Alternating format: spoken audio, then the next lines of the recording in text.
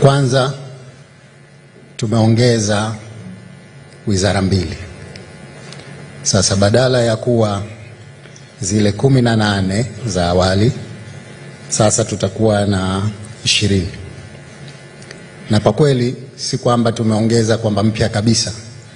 Hapana, tumeziondoa kutoka katika wizara ambazo zilikuwepo awali, tukazitengenezea wizara peke yake kwa umuhimu wa majukumu yake. Takumbuka wakati wa kampeni nilitoa ahadi ya mambo mawili makubwa. Kwanza ni kuhakikisha kwamba serikali inaendeshwa kidijitali zaidi, yani digital transformation. Sasa ili tuweze kufikia huko, tunahitaji eneo hili la mawasiliano kuwa na utendaji wa peke yake. Sasa hivi wizara husika ni Wizara ya Ujenzi, Mawasiliano na Uchukuzi. Mara nyingi wanahangaika sana na barabara na viwanja vya ndege, bandari, lakini lile swala la mawasiliano kama halijapata nguvu ya kutosha. Kwa hivyo nimeamua kuanzisha wizara mpya itakayoitwa Wizara ya Mawasiliano na Teknolojia ya Habari. Kwa hivyo ile ya ujenzi itabaki kuwa ni Wizara ya Ujenzi na Uchukuzi.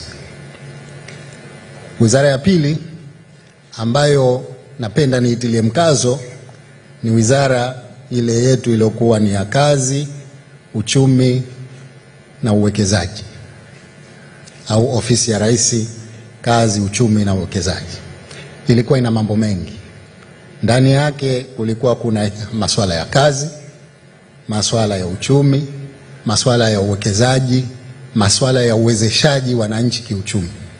Kaona kama vile ahadi zetu za kampeni ni kwamba tutawawezesha zaidi vijana na wananchi kwa ujumla, lakini tutahangaika kuhakikisha kwamba tunatengeneza ajira mpya 350,000.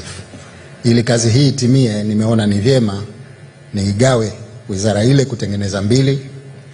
Moja itabaki kuwa ni Ofisi ya Rais, au hapana, ni Wizara ya Kazi na Uwekezaji, na nyingine itakuwa ni Wizara ya Vijana, Ajira na Uwezeshaji.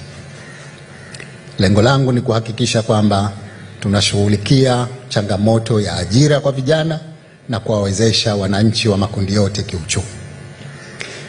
Kwa hivyo hii ndio mabadiliko ya kwanza katika baraza. Badala ya 18 sasa zitakuwa 20.